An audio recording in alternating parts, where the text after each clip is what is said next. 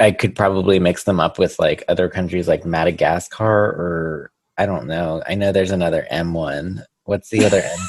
The Maldives? Malaria? Malaysia. That's a disease. It's Malaysia. Malaria. Where are you from? I'm Malarianese. No, you'd be Malarian. Oh, you're right.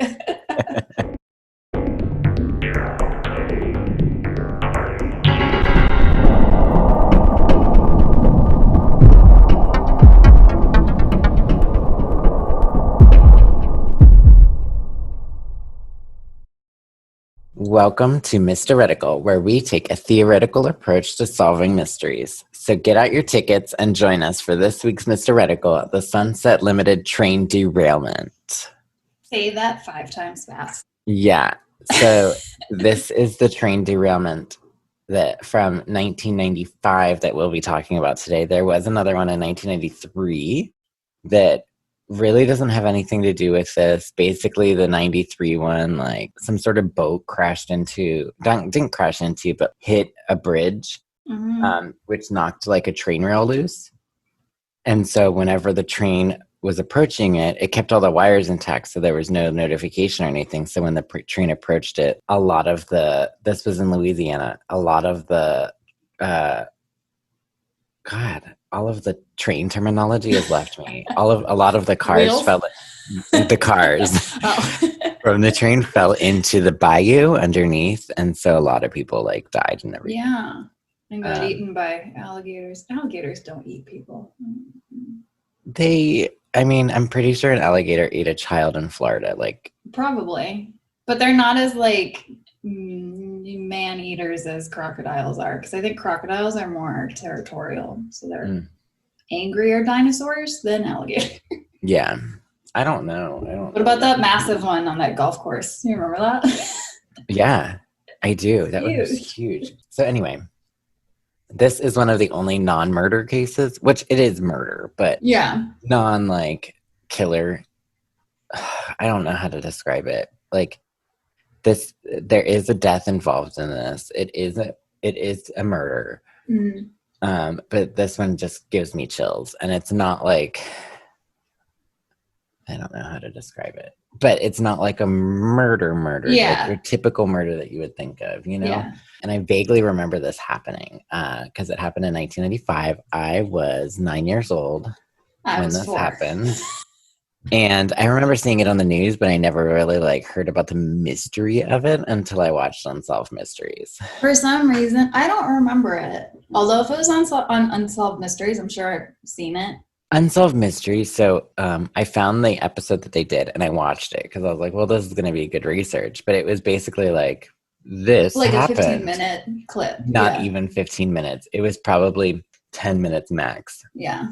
Shoved at the end of an episode, so like it didn't get the spotlight it deserves. It really, like, it's a mystery, you know. Yeah.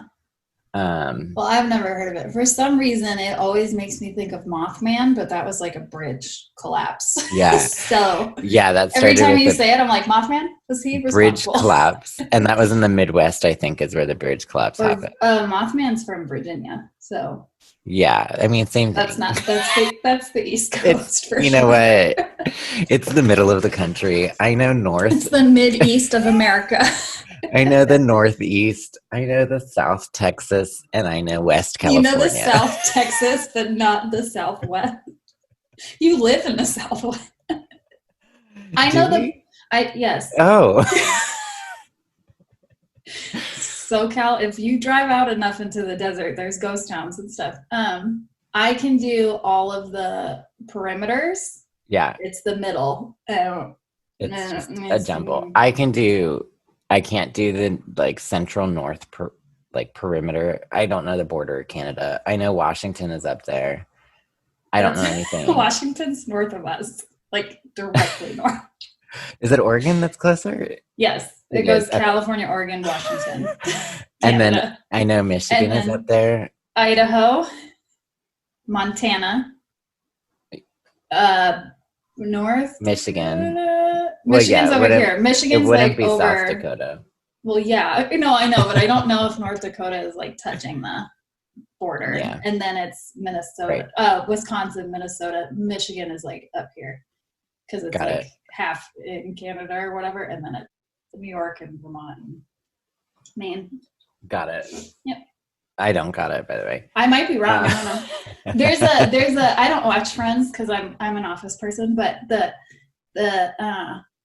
that's a science. There's a reason. Like some people are Friends people and some people are Office people. I'm an Office person. I'm a good mix of both. Really? Yeah. I think the reason is because people that like to rewatch Friends a lot, like don't rewatch it. See, so you're not a Friends person. They like the predictability of it. It's very comforting. Where The Office is a little more chaotic. Yeah. So there's one in Friends, I guess, that Chandler does like a challenge that he's like, can you name all 50 states in like I think it's like in a certain amount of time or whatever, without looking at anything. And I did 49. You know which one I always forget? Iowa. Hawaii. Oh, no, it's Iowa. Who the fuck lives in Iowa? Yeah. If you live in Iowa, I want to know that you exist. What's Rapids? Nope. What's in Iowa? What cities are in Iowa? Birmingham? Alabama. I was going to say that's in England. Sure, it's there too. It was there first. What's the biggest city in Iowa? Corn. Des Moines. Oh, okay. And Cedar Rapids. And Sioux City. Oh. Waterloo. Yeah, okay. I know these. There's places. Things happen in Iowa. Oh my God, the population is only 3 million. There's more people that live in Los Angeles than live in Iowa. Maybe they should leave here and go to Iowa. No. You want all these people here? I do not. Every time we have an earthquake, I'm like, please scare some people away. Please leave. The city's on fire. Please remove yourself. Please move along. Yeah. Okay, let's hop into this. Mm-hmm. Amtrak, Sunset Limited. Did you know that they used to name trains like this? This one's called the Sunset Limited. There's other ones, which we'll talk about another one coming up. But there's like they used to name train locomotives or the like engine part. Well, like the trail that they go on. Oh, okay. But it would be like that's the name of the train. I mean, that makes sense. The sun, kind of like ships. They name ships. But the train route is what they really naming. But there's one train that travels along that route and stuff. From Maine to Boston, it's called the Nor'easter. Yes. Which is a storm, in case you're not from there. And they just had one. It's a big one. Yeah, I've seen all the pictures. I was kind of jealous, but I'm kind of I was not. My sister was like, we have 2 feet. And I was like, it's 70 degrees. Yeah. So today we're talking about the Sunset Limited, which it was a passenger train that ran between, it runs between New Orleans and Los Angeles right now. Okay. It first started in 1894, going between Orlando and Los Angeles. So it traveled all the way from, LA to Orlando and back. And that's also like it's like down into Florida. Yes. Not just like straight across. And it like hugs the southern coast, or not coast, but southern border. Yeah. So it was limited to New Orleans in 2005 after Hurricane Katrina. On August 29th, 2005, it was the Sunset Limited route was cut off at San Antonio as a result of damage to the track in the Gulf Coast area caused by Hurricane Katrina. So like not everything, but a lot of like the tracks from after San Antonio all the way through Florida and everything were damaged from the hurricane and stuff. So it was too much to like fix everything. Yeah. Where there weren't that many passengers like going all along. But like service all the way down. Yeah. Right, to Florida. It was big to New Orleans, so they repaired all of the tracks to New Orleans, and then they said, we're just going to stop. We're not going to do it anymore. However, I believe recently they have been kind of teasing at reopening the tracks and everything. Yeah. The Sunset Limited is the oldest named train in the U.S., and it travels eastbound from L.A. on Sunday, Wednesday, and Friday. So it leaves LA on Sundays, Wednesdays, and Fridays and does the whole round trip. There are 20 total stops, and it travels just under 2,000 miles. And it does go through Houston, so I could take it home if I ever wanted to. Yeah. I wonder if they allow dogs. You should look into that. I should. I would get like a little car with just my dogs. They probably don't, because where's your dog going to go pee? Yeah, but they have those things in airports now. Maybe they'll start putting them in trains. Oh, like the grass and stuff? The fake grass? Yeah. And then you just bring baggies for poop. Well, or they clean it themselves. Yeah, but they don't do that at airports, I don't think. No. So. Currently, the eastbound Sunset Limited leaves Los Angeles in the late evening and travels overnight through Arizona and gets to Tucson by morning. Wow. By mid-afternoon, it arrives in El Paso, and West Texas travels through West Texas overnight. It resumes the second day of the trip and arrives in Houston at lunchtime, Lafayette at rush hour, and the middle of the night in New Orleans. That sounds fun. Nolans. Yep. So then the westbound train leaves. I think it stays there for a day or like through the morning, and then it leaves just after rush hour. Yep, morning rush hour, and arrives in Lafayette at lunchtime. Late afternoon in Houston, and then travels overnight through West Texas and gets to El Paso at lunchtime, Tucson in the evening, and then LA before breakfast. Wow. So it's a 2-day trip. Round trip. If you lived in Florida, you get to LA before breakfast. So to you, it feels like 3 a.m. It is weird driving, though. Yeah. You see the hours change. So bizarre. Mm-hmm. Or flying is like you're at this time and now you're in this time zone. But like when you're driving, you like go through them all. It's really weird. Yeah. So we are now October 9th, 1995. So this is 10 years before. Oh, I was 5. Yes. Because my birthday's in August. This was 10 years before like the tracks had shut down and everything. Mm-hmm. So we're in Palo Verde, Arizona. It's a farming community located in Maricopa County, which a lot of us know from the election. Learned about from the election, because that was just the big county that they were talking about in Arizona was Maricopa County. It's 40 miles west of Phoenix and 6 miles from Buckeye, which is the westernmost suburb of Phoenix. And the coolest name. I'm from Buckeye. Palo Verde has less than 100 residents, and as soon as you hit it, there's an empty stretch of land beyond it. Like, it's just emptiness. Rural. A lot of Arizona. It's just emptiness. Yeah. It's very pretty, though. It is pretty. The Sunset Limited was westbound, heading towards LA. It's 1:30 a.m. and the train is like I said, it's in a very remote and rural area. Mm-hmm. There were 2 locomotives and 12 cars. Some of them were passenger cars. There was like baggage. There may have been like a dining car or something along those lines. There were 248 passengers on board and 20 crew members. The Sunset Limited was rounding a curve and coming to a bridge that crossed over Quail Springs Wash, which I had to look up what a wash was. Yeah. I believe what it is an empty channel that allows for flood relief. Okay. Control in that certain area. So it's, just sense. A waterway or something, but it's usually dry and people hike underneath it or like hike through it and stuff as long as it's not raining. And you mean like the LA River? Yeah, exactly. Dry for different reasons. So let's check in with Luann Zawalski. No, Luann Zulawski. She was a passenger that night on the train. And she's from the South. I think that she may have been. I think she's from LA. I think she's still Southern. LA.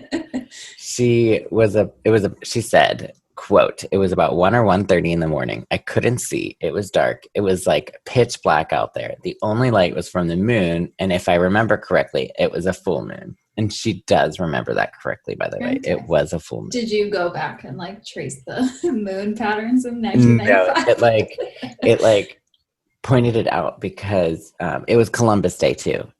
So it's good. More tragedies on other right related to Columbus.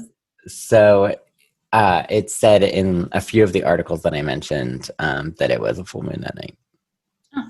So as the train approached the bridge is about 30 feet above the ground, and it covers like the ditch area basically, and then it goes back onto land. So as the train approaches the bridge, it derails, and 4 cars launched into the wash 30 feet below, while others jackknifed. It was dry when the train went into it, so there was no like drowning or anything like that. The first few cars, I believe, managed to stay on the track. So they I guess launched over. They were still derailed. Yeah. But they managed to make it to the other side of the bridge. Yeah. But like whenever those like stopped, the others behind it kind of like jackknifed and went down. Yeah. Into the wash. Yeah. I can picture it like the back would like bend and then pull all the other ones down with it. Yeah. So if you're like looking at it from above, there's some trains on the other side of the bridge. There's about 4 cars down in the bridge under the ditch off the rails. And then it made like a U and went back up. And then there were still some of the cars still on the track and everything that just stopped because what was pulling it stopped or wrecked. So Luann said, you could hear all of the railroad ties being ripped up. We just came to a quick jolt, and you hear all the crashing, all the sound of the wood breaking, and it threw me to the floor. I don't know how many other people got thrown to the floor. She also said that it felt like being shook by an earthquake. Yeah. And LA was her home, so she would know. Yeah, so I was right. She was from LA. Is it a wooden train, or was it like It's not like a wooden train, but so from what I know, the trains are kind of like the skeleton of them is woodenish. Yeah. Like you would build a house, but instead of putting like siding on it and everything, you put like metal and whatnot around it. Makes sense. So, or at least like the floors were wood and. I'm sure there's wood in it. I just didn't know if it was like an old-fashioned wood train or a newer train. No, it was definitely a newer train. Okay. Another passenger said everyone was waking up and realizing what was going on as we were falling, because it's 1:30 in the morning, so some people are napping and stuff like that. So just imagine waking up and you're falling. Ugh. I remember screaming to my wife, and my wife screaming back. As it turned out, we were both fine. But is this Luann talking? This is someone else, another passenger. I was excited. No, I know, because she had a wife. Yeah. Yeah, I know. Both locomotives and 8 of the 12 cars left the track. So 4 cars were still remaining on the tracks. After the crash, there was no electricity, and it was hot. There was no AC or anything on the train, and no toilets either. Ooh. So you're stuck there in the dark. They were told to remain seated not seated, but remain in the train because some of the cars were sideways and stuff. Yeah. They were told to remain in the train because there were scorpions, rattlesnakes, and other wildlife. Like, this is very, Coyotes. Very, very remote. Yeah. They're out in the middle of the desert. It's fucking hot. There's no AC. There's no electricity, no working bathrooms. You can't travel through the train or walk up and down the train or anything. And you don't want to go outside to use the bathroom because there's probably rattlesnakes like hiding under rocks and stuff. You don't know what's out there. Right. Serial killers, creepy serial killers from movies. Yeah, or what happened here, you know? Mm. So Luann had just enough battery in her cell phone to call home. So there were cell phones at the time, but like... Yeah, my dad had one in 95. It was very large. Yeah. It wasn't the big, like, 80s one. It was a flip phone, but it had an antenna. Mm-hmm. It had a tiny screen. Yeah. Yes. So, Patricia Bourie was a dispatcher in Buckeye. Remember, Buckeye's just a few miles away. Mm-hmm. She was the only emergency dispatcher working the graveyard shift. So it's typically boring and quiet in that area. So the graveyard shift is, boring. It's boring. Yeah. Usually it's just like drunken, fights or Any like just small things, you know? Stray coyote just wandered into town. Yeah. So the Maricopa County Sheriff's Office called and said there was a train derailment. They didn't know the location or anything. So she says, quote, "It was a nightmare because it was so far out in the middle of nowhere." Unquote. Dequote. End quote. End quote. There it is. All of the fire. So all of the fire and ambulance workers were all volunteers. Mm-hmm. There's a woman walking with her plastic shield instead of over her face. It's like up like this. Like a peacock. I don't know. It's her maiden call. Yeah. All of the fire and ambulance workers were volunteers at the time. So Patricia paged all of them since she didn't know how many injuries or casualties or anything there were. Just so send she them was all like, there. just page them all. Emergency services from Buckeye headed towards the crash. There were no main, because there were no main roads. Yeah. From the to the crash site. They didn't even know exactly where it was. They just knew, all right, let's head towards the tracks and find them. Yeah. So they had farmers help by clearing makeshift roads. Mm-hmm. And also they graded out a trauma center because they, preparing for all the victims. She called all the hospitals, letting them know as well, get ready for an influx of patients. It took them hours to finally get to the crash site. I bet. Patricia said we had to get lighting. We had to get to stage everybody all along the route, to direct ambulances out where the scene was. And so to get lighting out there, they had helicopters, cop cars, and ambulances to light up the area. But the area was lit up in like red and blue because of the flashing lights. I'm sure they didn't have the sirens going on. That's like stress to the max. Oh, yeah. One of the car attendants, Mitchell Bates, was killed during the crash. He had been sleeping at the time. They said that he was caught between the cars when they collapsed over the bridge. He was 41 years old and had worked for Amtrak for over 20 years. His body was found by passengers because they were looking for people that may have been injured or needed help or anything, like as they waited for emergency services. So his body was found. And he had no, and still has no living survivors, according to the Amtrak chief of police. So no family to fight for justice or anything. Yeah. Luckily, that was the only death that happened, though. That's crazy. 78 others were injured. I've seen that number change a little bit. It like going up to 100 people were injured, but only 12 had serious injuries. Got it. That's really lucky. Lucky. Oh, yeah. So immediately the FBI launched an investigation. So let's take a quick let's pause here for a minute and talk about Let's put a pin in it. Let's talk about another passenger, Neil Halford. He was a passenger. Yeah, he was a passenger on the train, and he also wrote a book about this. Okay. And is currently making a documentary. Oh, dope. When he saw rescue approaching, he was like, oh, thank God. And he stepped out of the train car and something caught his eye. So I thought you were going to say, and got bit by a rattlesnake. No. And died of unrelated train injury. No, nothing living was hiding under a rock. Instead, he turned, and in the dirt, a piece of paper was under a rock next to the wreck site. Okay. Which is weird. Why is there a piece of paper there? So. Wait, how did he find it? He saw rescue approaching and he was like, I need to get out of this car. It stinks. It's hot. I just need some fresh air. So he steps out and he looks down and boom, there's a piece of paper there. And he's like, oh, okay. So apparently other passengers were stepping out at the same time, and they were saying, we also found paper, letters held down by rocks.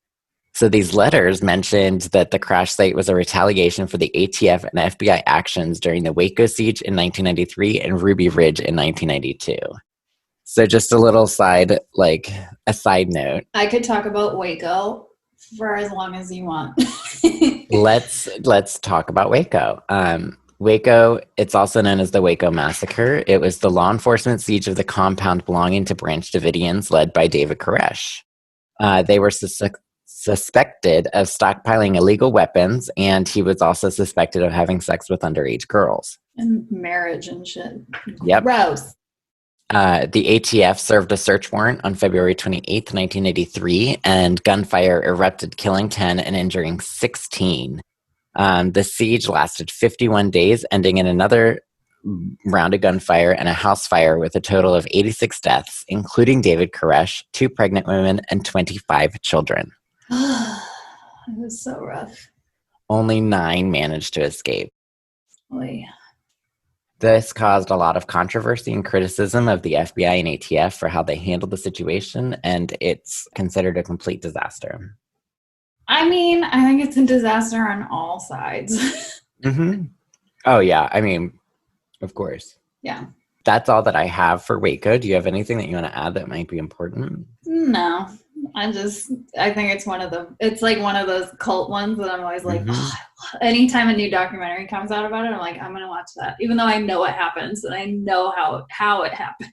One of those, I think it was like TNT or something, did a...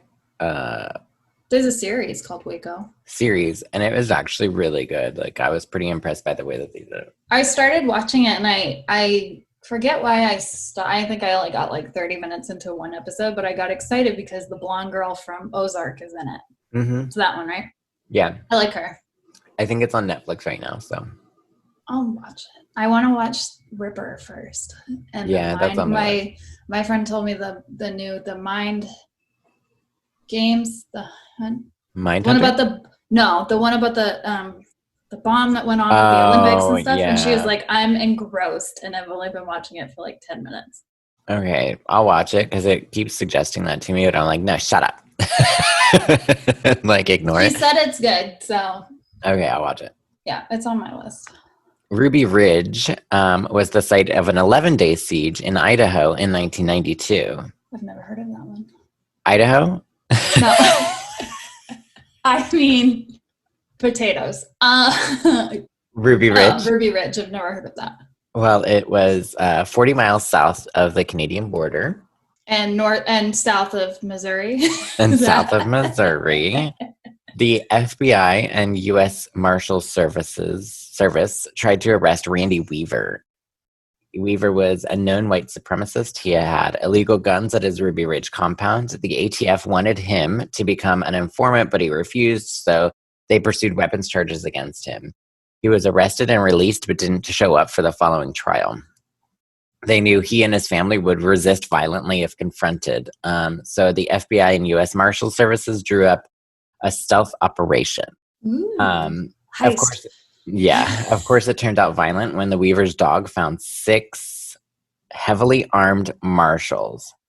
One of the marshals shot and killed the dog, which led to more gunfire. And let me just say, if the Marshal Services shot one of my dogs, I also would erupt in gunfire. Yes. I don't have a gun, but I don't have a dog, and I feel the same way. So yeah. I'd probably turn into the Hulk. Because there's ways that you could like maybe you could like trank the dog. Like, you don't need to kill it. You don't need to, yeah. Yeah. So the Randy Weaver's wife and 14-year-old son were killed, as well as a U.S. Marshal. The wife died on the first day, but her body remained in the cabin for 11 days until the siege was over. Yeah. Ugh. Anyway, back to the letters. There were 4 total letters. All of them were signed Sons of Gestapo, or SOG. Okay. The FBI is that like Sons of Anarchy? Was it a bike gang? No. Well, the FBI hasn't found a group by that name, and they've looked to see if the group exists or if it's a red herring of some sort. Like, does SOG mean something? Can they break it apart or anything like that? The letters also noted the shooting of a police officer's wife who knew too much about drug kickbacks, which I'm going to read one of the letters to you, and it does mention her. Mm-hmm. She may hold the key to the author's identity if they can find the officer or the department that it's referring to about these drug kickbacks and whatnot. But then again, like, there's an entire nation of police departments, and it's hard to narrow it down to like which one, you know? Yeah. Larry McCormick was an agent that night. He said that the notes indicated a domestic terrorism case. Larry had also worked, he was the lead FBI agent on this case, and he had also worked the Jimmy Hoffa case and the Oklahoma City bombing case. Wow. The FBI would later claim the notes could be a cover-up, trying to throw them off the trail of the actual person that did this. The letters were analyzed by the FBI, but nothing was ever released on that front about, like, were there fingerprints? Were there anything? Yeah. You know? So let me read one of the letters to you. Yes, I'm ready. Indictment of the ATF and FBI. Before dawn, the women awoke to say their morning prayers. The women slept upstairs. They lit their kerosene lamps because the electricity had been turned off by the FBI. After observing lights in all the upstairs windows, the FBI ordered tear gas bombardment. Afterwards, only 2 upstairs windows were lit. The location of each was recorded. Over the next few hours, ventilation holes were poked in the walls. These holes made the fire burn very much faster. Otherwise, the fire department would have had time to put on the fire before the women and the children died in the flames.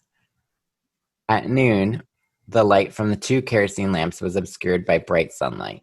Everyone had forgotten about them except the man who carried their locations written on a scrap of paper in his pocket.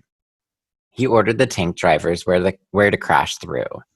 Guess under which 2 windows. He ordered them to raise their guns. As they backed out, the guns were lowered. The videotape clearly shows the floor being raised by the word unintelligible, so I guess they couldn't read it. Yeah.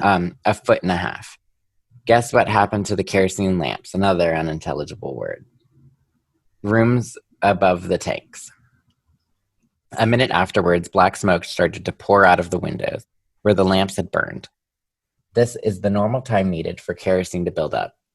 For This kerosene is about fire Waco, to build right? up. It sounds like it might be about Ruby or Waco. Okay. I don't know. Well, because they said women and children. How many women were in Ruby? Oh, that's true. Only 1, I believe. That's why, because I don't remember a kerosene lamp. No. I remember there was smoke and tear gas and stuff, but I don't remember fires, I don't think. Oh, no, there was fires in Waco. Yeah. Yeah. There was a big fire at the end. Yeah. Who is policing the ATF, FBI, state troopers, county sheriffs, and local police? What federal law enforcement agency investigates each and every chokehold killing committed by a police officer? Each and every beating of a drunk, whether or not a passerby videotapes it. Each and every shooting of a police officer's wife who knows too much about drug kickbacks. Each and every killing at Ruby Ridge. The Gestapo accounts to no one. This is not Nazi Germany. All these people had rights. It is time for an independent federal agency to police the law enforcement agencies and other government employees. Signed, Sons of Gestapo. Okay, but like they're not wrong. The last paragraph, yeah. But everything else that they did, if this group is real. Oh, yeah, of course. Horribly wrong, yeah. But yeah, the last paragraph, I'm like, ooh. They're not wrong. Obviously them derailing a train makes them wrong, but like the way that they're approaching it is wrong. Yes. However, like I understand what they're saying, but at the same time I'm like, you could have done this in a way more peaceful manner. Mm-hmm. And still be seen and if heard that's really your true motive. Right. I don't But Gestapo, that's Nazis. So like are you I don't know. Right. It's a very confusing message. So we'll come back. We'll circle back. Okay. Let's put a pin in it. Let's put another pin in it. Jesus. Our bulletin boards are full. Seriously. I should make one right here. Big murder case board. You should, and then make sure that like we pull out each pin, you know? Yep. And then whatever's left, we should just talk about like why we didn't pull the pin back out. I do actually want to like cover this half of this side of the wall with cork. So I just have like a whole wall that's bulletin board. So I could actually start doing that. You're going to look like one of those conspiracy. Yeah, but mine's going to be full of like art and other stuff. It's not going to be. Mine wouldn't. Mine would just be like murder stuff and then string. Mine would be both because I have to plan for this and then have to do my other stuff. So So let's talk about the damage. Train tracks aren't just one rail laid out. So it's not just one straight line. It's a series of lines put together with spikes and hinged at joints.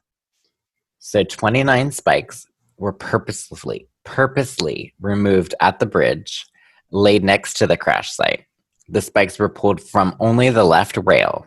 So 19 feet of the left rail were ripped loose. Then it was shifted inward by 4 inches. So someone pushed the rail inside, so the 2 rails were no longer parallel. And a metal plate was then installed to prevent the tracks from reconnecting. So the way I heard about it was you can take your thumb and pointer finger from one hand, and then take your thumb and your pointer finger from another hand and connect the ends of the pointer finger and the ends of your thumbs, right? Mm-hmm. So this is your train track. Mm-hmm. And then the train travels down your left arm and up your right arm. But if you take your pointer finger and you shift it inward, the train can't go that way. And so it would just go off the tracks. Right. I mean, anyone that's done I don't know if you ever had this, but we always had that train track that you put around your Christmas tree or whatever, but we had extra tracks so you could make it huge or do a figure 8 or whatever. That makes perfect sense because you put together little pieces, and if one piece was jagged because you were trying to force the curve, the train would always get fucked up or stuck or whatever. Right. Yeah, exactly. So that alone points to a saboteur having a specialized knowledge of railroads. Mm-hmm. So they knew. Or they just have a Christmas train that they put around their tree. That they put around their tree. So they purposely did it at this location due to its remoteness and the fact that there was a blind corner that the train had to turn. So the train engineer is what drives the train. The engineer wouldn't have seen the damage before they hit it. And even if he did. Well, it takes trains a long time to stop. Yes, exactly. Yeah. Even if he or she did see the damage, they wouldn't have been able to stop in time. Right. The signal circuits, so train tracks also have wires that go through them to say, hey, this part of the track is damaged or something, Mm-hmm. The signal circuits were cut and rewired so that the warning lights that normally alert engineers to a problem never flashed. Ooh. These are wires used to keep the track connected electronically, and so the train engineer had no warning that something went awry. Yeah. So that was all done before the train crossed the tracks. No bueno. Now, let's dive into the investigation. Yes. An engineer ran to Luann's car. We're back with Luann again. Back with Luann. God bless you, Luann. You lived. Yes. He asked, does anyone have a camera? And of course, trusty Luann has a camera. He asked her to come out with him and take pictures of part of the track. So this is still the night of. They're still gathering people, injured people and whatnot. So he asked, they got on their bellies, Luann and the agent, and took pictures of the point of derailment, exactly of the point of derailment. She knew right then and there that it wasn't an accident. FBI agent Larry, who we talked about before, claimed it was the worst crime scene that he ever saw. There were about 18 hours between the last train that passed over those tracks and the Sunset Limited being derailed. Oh, they had so much time. They did. Yeah. The site of the wreck was chosen for a mass casualty incident specifically. And thank God that didn't happen, Yeah. Poor Neil. No. Yes, poor Neil. What did Neil do? The investigation into what was going on was called Operation Split Rail. Who names this shit? So the day after, on October 10th, 1995, there was a device. There was a device on a railroad track near Union Station in Phoenix. Mm-hmm. The device is known as a derailer, which is commonly used to put trains on the tracks to, align them and everything. Yep. The way that it was placed on the tracks would have derailed a train heading towards it. Oh. So that was found. But when was this found? Sorry. The day after the Sunset Limited. Okay. But so no one knows who put it there or anything, and no one's been able to actually connect the two incidents as like being related at all. Yeah. But it's just interesting because it was in Phoenix the next day, same state, 40 miles away, you know. But a different track. Yeah. Investigators held a press conference a few days after the derailment. They said that passengers saw 1 or 2 people fleeing the area just before the train crashed. Investigators claimed there wasn't a lot of evidence left at the scene. Rumors of a crowbar being found at the scene circulated. But the FBI wouldn't speak much on it because it could relate to the investigation. So would they consider this like a terrorist attack? Yes, domestic terrorism. So it makes sense that they would want to keep all of that secret if it's a terrorist attack. To me, it makes sense. I know. Yep. There were also rumors that that the crowbar had come from the volunteer fire department, that there was one missing in Buckeye. And my last point on the crowbar is that Luann, her photos show a crowbar. Because remember, she got out of the train, got right there, right at the scene and everything. Yeah. And took pictures of it, and one of them has a crowbar in it. I mean, it makes sense. Yep. Why they would need a crowbar. Yeah. Yep. So let's pause now and look at another train wreck that was very similar to this. In 1939, August 12th, the city of San Francisco is the name of the train, not. Oh. So when the name of the city. of this train.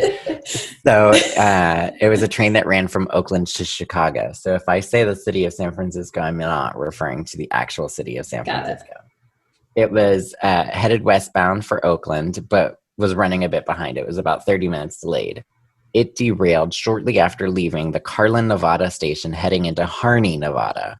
Harney is a very, very remote area, much like Palo Verde. It's the one we were waiting on in the election? Is that? I don't think so. No, probably not. But no one even lives there. But I was going to say everywhere in Nevada is remote except for like a few places. Yeah. 24 people were killed during this derailment and 121 were injured. I bet this was an old school wooden train, is my guess. 1939. I don't know. Oh, maybe not. It was sabotaged as the rail had been moved out of alignment and camouflaged with brown paint, and a tumbleweed was sitting on top of where the derailment was. The wires were intact, and it would have taken someone about an hour to move the track and stage the scene. There was about 4 hours between the train prior to the city of San Francisco and the derailment. The investigation led nowhere, and no one was ever arrested despite a $5,000 reward, which would mean a lot in today's money.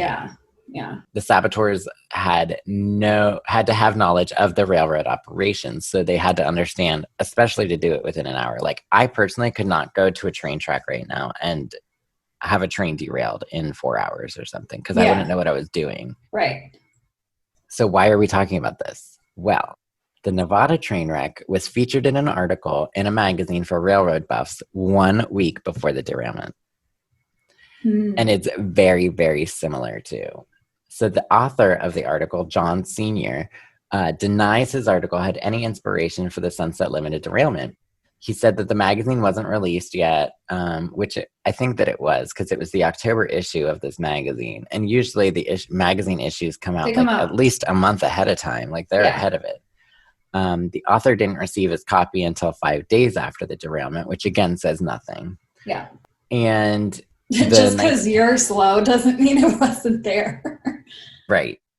And the 1939 accident was a widely known accident. I mean, it was national news at the time. Yeah. And several readers of the magazine were questioned because they were like, well, who subscribes to this magazine? Let's interview all of them, because it's a good lead. Yeah. But nothing ever came out of that. The city of San Francisco remains the deadliest rail disaster in Nevada. Wow. Yeah. So that's why we're talking about the 1939 train accident. Yeah. That's interesting that it came out. Like the story was re-brought up. Because my first theory was, so someone that's a train enthusiast did it. Like, yeah, you could, if you wanted to derail it and you weren't a train enthusiast, then fine. But maybe it was like a gang thing, and the Sons of Gestapo, the Sons of Anarchy or whatever, they were like, I have a cousin that's into trains. He'll tell us what to do and he'll know how to do it. You know what I mean? Because like, to have that knowledge of trains and train enthusiasts, they know their shit. Like, I don't know anything about trains. Every train you bring up, I'm going to go, was it a wood train? Right. And are wood trains like wooden roller coasters? Because I don't like those. So let's talk about one of the suspects, because... Do you have trains in his basement? We'll go into more, like, we'll talk about, whenever we get into theories, we'll talk about a little bit more, but I do want to cover this one suspect. Okay. His name was John Ernest Olin. He was 32 years old and lived in Val Verde, California, which is a rural area northwest of LA.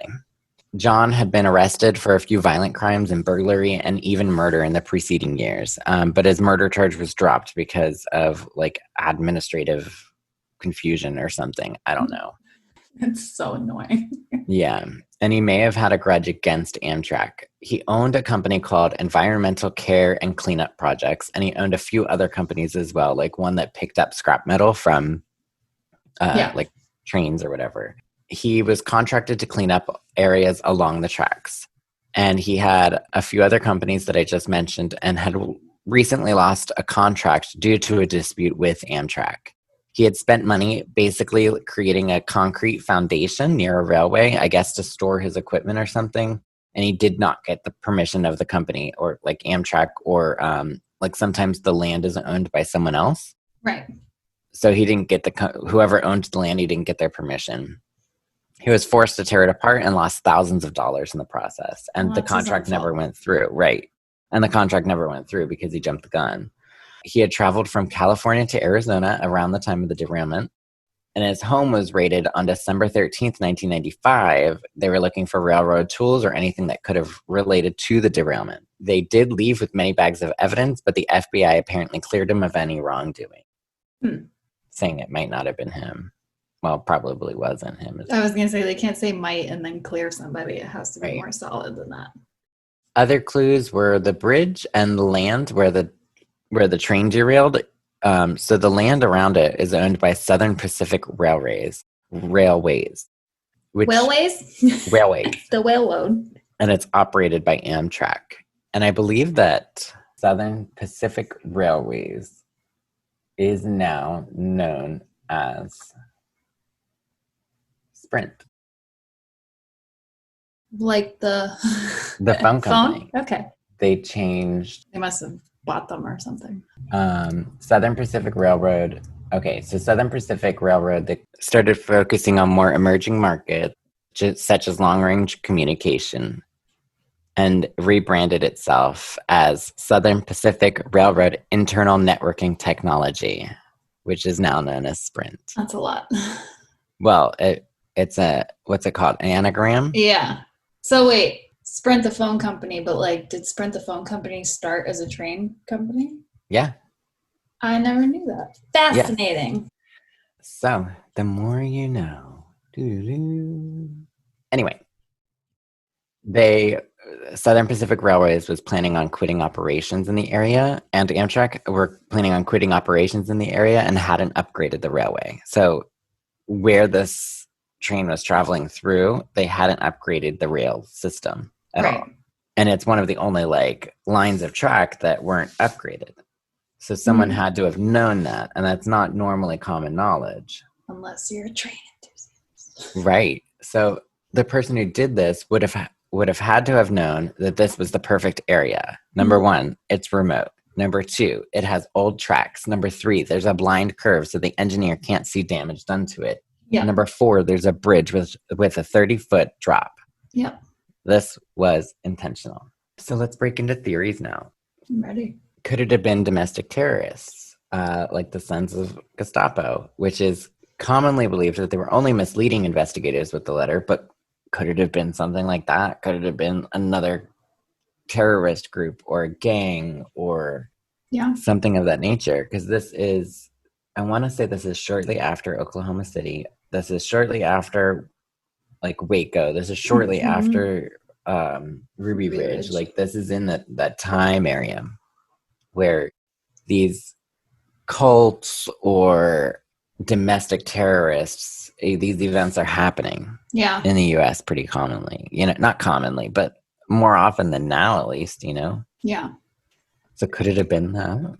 I mean, I think it could be because, at least in regards to Waco, because that's the one I know the most about. I know a little bit about the Oklahoma City one, but the ATF and the FBI didn't handle that well at all. And so many innocent people,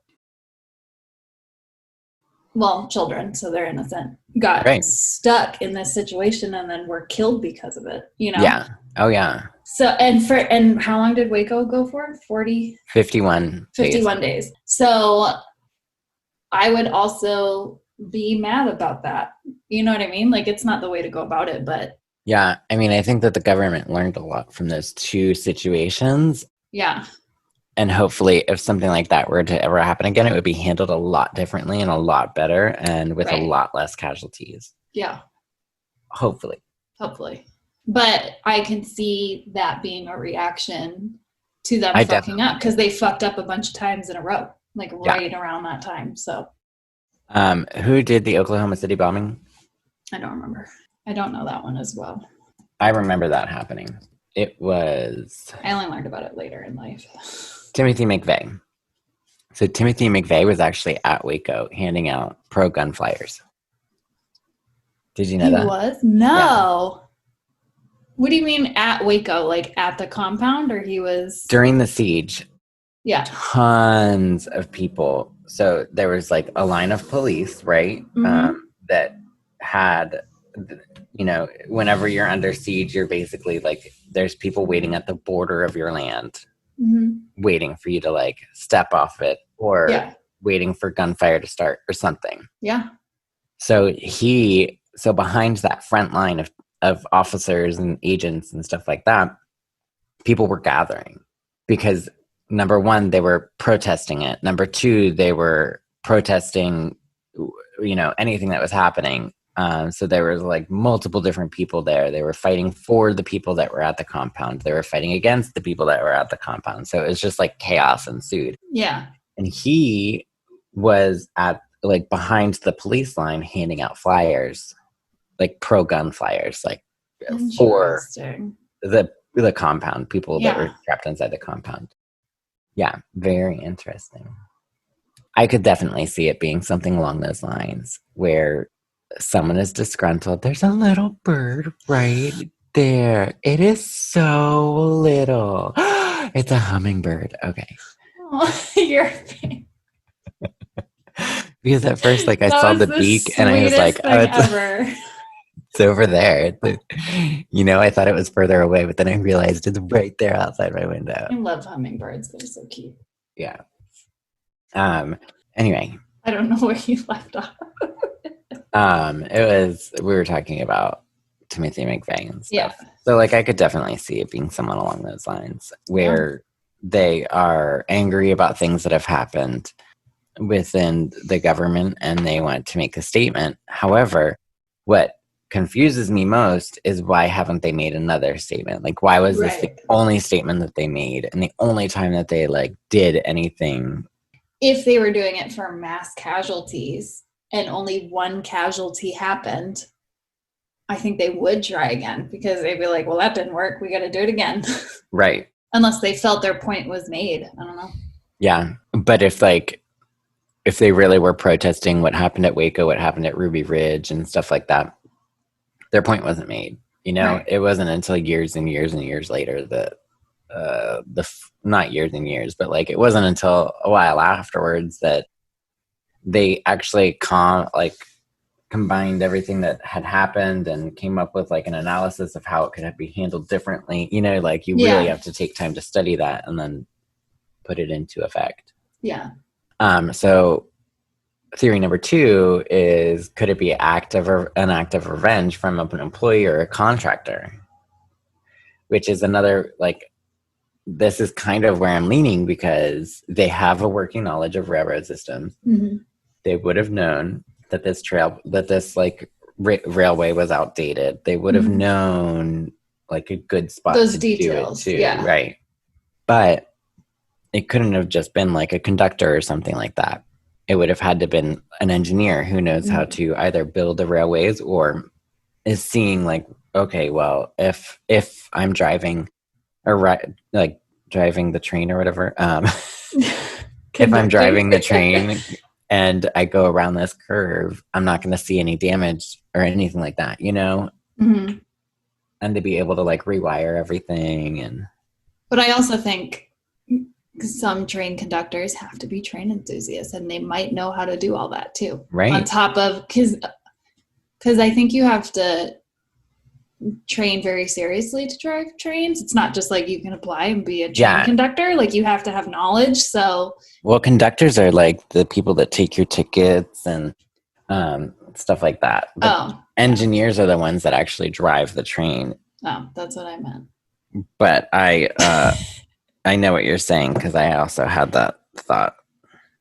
Because they still have to, they're like the flight attendants of trains, and on planes, it's a very serious job. They go through crazy training and have to be calm in crazy situations. And train conductors have to be the same way. Maybe not to the same degree, because it's harder to do like a terrorist attack with a train than it is with a plane. Mm-hmm. But agreed. I think anyone that works in trains has to have some love of trains. Yes. It's thought that the derailment was actually caused by a disgruntled railroad employee. A lot of rumors went around about it, or someone that wanted to rob a train in a desolate location. But if they wanted to rob the train, why didn't they rob it? Like, they didn't follow through. Yeah. A reporter recently asked an FBI agent that's on the case if this was true, like if they're looking into a disgruntled employee. The agent took a long pause, and then he said, "I can't answer that question as it could risk the investigation." So, which means possibly. Right. Yeah. Exactly. Or they're looking into it. Right. So that also kind of leads me to it. I think like 5 years ago on the 20th anniversary, there was a lot of like stuff going around, and the FBI was like, "We are close to making an arrest on this case," but then it's been 5 years, you know? Yeah. So if you're close to making an arrest, what's happening? Yeah. My guess is like maybe they just don't have enough evidence. But with like technology like fingerprint and DNA and stuff like that, maybe things are changing. Is there a statute of limitations on train derailment? Well, there's murder. Murder was involved. So they would be charged with murder. Oh, okay. So no statute. Well, and I was going to say in terrorism, is that, does terrorism have a statute of limitations? It can't. I doubt it. If they did, it's probably gone by now. Like, they probably did away with it. Yeah. The Sunset Limited route was active briefly following the accident. However, just a year later, in 1986, Amtrak shifted the route further south, and the line that the derailment happened on is now abandoned. The line is still there, and you can still like go hiking on, like, around it. Like, yep. And you can see part of the damage from like on the bridge from the derailment. Yeah. You can see it all. I bet there's fun ghost towns over there. Yeah. Any other like theories or thoughts on this? I could see it as a disgruntled employee type thing, but my gut is saying it's not a well-organized radical person that's trying to have a statement. Because I think if they were well organized, well, they were obviously organized because they've gotten away with it for so long, but not organized in a way that they were like, hey, we're going to do this one, and then we're going to do this one. Right. And then there was no follow through. Right. Yeah. So I think it could just be some angry, maybe a family member of somebody that got murdered, like in Waco or in any of those places or whatever. Right. Oh, that's a good point. Yeah. And That And was maybe maybe it was like, okay, they were related to them in some way, or maybe they fathered one of the children that died or something, and they worked for a train, and they were like, this is how I can make a statement. Yeah. Something like that. Yeah, and they heard, maybe they were like pissed off at Amtrak for some reason, you know? Yeah. I heard a lot about companies were merging companies, and when companies merge, they tend to layoffs. Yeah. And so maybe they were fearing layoffs or something along those lines. Yeah. I think it's something like along those lines. Yeah. It's craziness. It's just a disgruntled. If it was just a disgruntled employee, well, maybe, because they could put that like throw off to make you think it's someone else. Yeah. I think it could be either or both. Or both. I used to take the train from my hometown to Philadelphia all the time, and I loved it, by the way. I enjoy riding on trains. Yeah. It's very relaxing. It's a good way to like get somewhere if you don't feel like driving. Yeah, I do it when I go home. I usually take the train because when I go home, I don't have a car. So I either have to like rent a car, which is a lot of money, or borrow someone's car to go to Boston. But that means they're without their car for a couple days. So I usually just take the train into Boston, which is a nice ride. I took the bullet train from somewhere to Amsterdam. Oh, nice. I don't remember where we left from, but that was fun too. Yeah, that was my first big train ride. Like my big train ride, because it wasn't overnight or anything, but it was like all day. We could take the train from where I lived to New York. It was like a 6-hour train ride, I think. Yeah. Not bad at all. But like you go up to Philly and then through New Jersey and boom. And I took a train from Angers to Paris and Paris to Angers when I went there. Yeah. And that was 3.5 hours. But the ride back, I was hungover, so it was less fun because it was a little.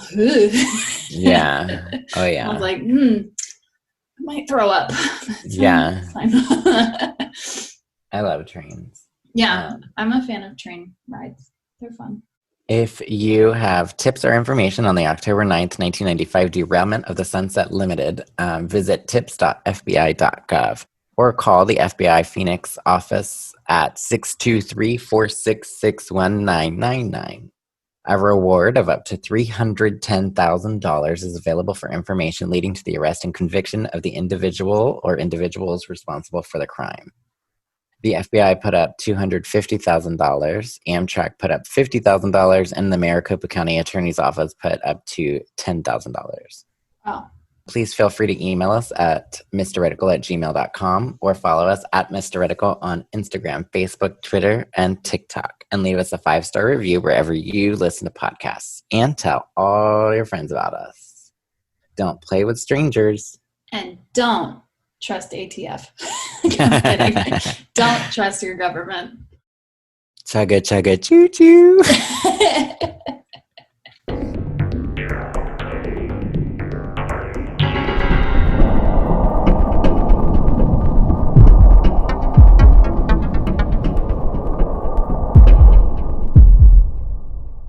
She knew right then and there that.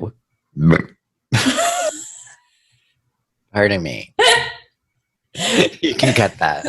Of course. Naturally.